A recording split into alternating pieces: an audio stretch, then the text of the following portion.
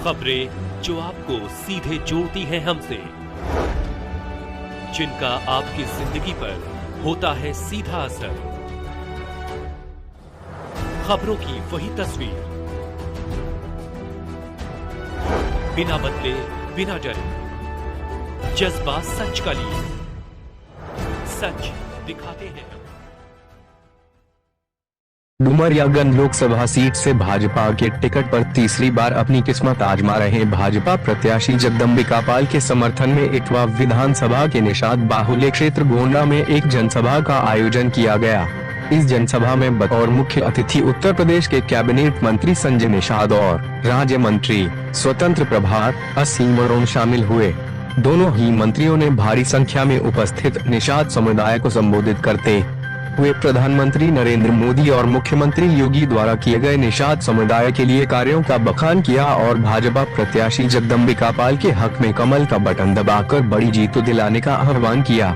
इस मौके पर भाजपा प्रत्याशी जगदम्बिका पाल, भाजपा जिला अध्यक्ष कन्हैया पासवान सहित दर्जनों की संख्या में भाजपा और निषाद समाज के पदाधिकारी और कार्यकर्ता मौजूद रहे। बाद में मीडिया से बात करते हुए मंत्री संजय निषाद ने कहा कि निषादों की आबादी 18% है, ऐसे में मोदी सरकार को छोड़कर किसी ने भी उन्हें उनका उचित स्थान नहीं दिया। उन्होंने कहा कि पहले थाने में गरीब आते थे तो उनके साथ दुर्व्यवहार होता था, लेकिन आज थानों में सीसीटीवी कैमरे लगने के बाद उनके साथ न्याय होता है और उन्हें इज्जत मिलती है। उन्होंने कहा कि आज 80 करोड़ लोग मुफ्त भोजन कर रहे हैं और जो मुफ्त भोजन कर रहे हैं वे कमल को बुला रहे हैं। उन्होंने कहा कि योगी और मोदी की सरकार ने मुफ्त इलाज, मुफ्त मकान दिया, आज देश विकसित हो रहा है। संजय निषाद ने कहा कि अब हालात बदल चुके हैं। पिछली सरकारों में ब्रिटेन में देश का सोना गिरवी रखा जाता था, लेकिन आज ब्रिटेन का सोना देश में गिरवी रखा है।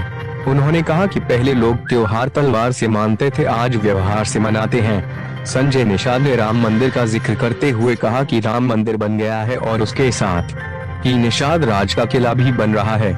अखिलेश और राहुल के 140 सीटों पर भाजपा के सिमटने की बात पर उन्होंने कहा कि राहुल और अखिलेश जो कहते हैं उसका उल्टा होता है और यह अच्छी बात है कि वे 140 का जो आंकड़ा दे रहे हैं वे उनके लिए है। बसपा सुप्रीमो मायावती के ईवीएम के ऊपर उठाए गए सवाल को लेकर उन्होंने कहा कि जब ये जीतती हैं तो ईवीएम की बात नहीं करती और जब हारती हैं तो ईवीएम की गड़बड़ी की बात करने लगती हैं। उन्होंने कहा कि एक बार फिर से केंद्र में भाजपा की बहुत बड़ी बहुमत के साथ साथ सरकार बनने जा रही है। सिद्धार्थनगर से मोहम्मद इब्राहिम की रिपोर्ट।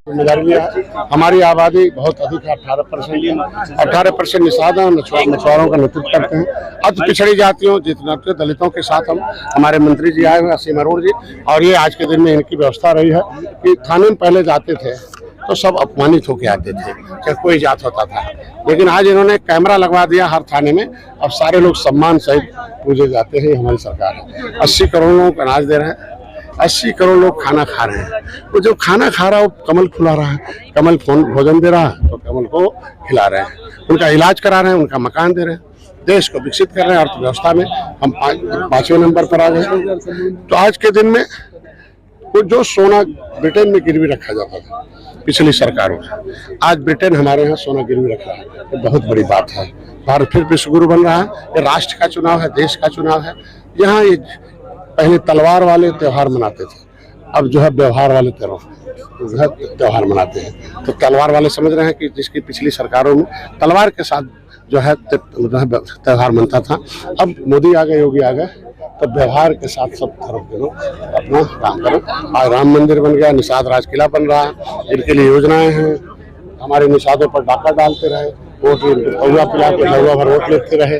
अब पार्टी बना ली है निषाद पार्टी, भारतीय जनता पार्टी के साथ है कि एनडीए गठबंधन 140 सीटें भी नहीं जीत पाएगा। हम उन्हें बधाई देते हैं, अखिलेश जी को और राहुल जी को, कि जो कहते हैं उसे उल्टा ही होता है 2014 से लेके अब तक, और हम जो कहते हैं मोदी गारंटी होता है और आगे भी होगा। संकल्प मायावती बोल रही है कि अगर ईवीएम ठीक रही तो बीजेपी सत्ता से बाहर होगी। अब बहन जी को मैं बधाई दूंगा, कम से कम जीतती हैं तो नहीं कहती हैं ईवीएम खराब है, और जब हार जाती है तो ईवीएम का ठिकाना 5 किलो राशन को लेकर विपक्ष घेर रहा था, आज 10 किलो अरे हम कह रहे कि काहे दे रहा है, हम कह रहे पहले क्यों नहीं दिया, यही अनाज गोदामों में सड़ रहा है, गरीब भूखों मर रहा है। अब गरीब जाग गए हैं, अब सपा बसपा कांग्रेस मर रही है।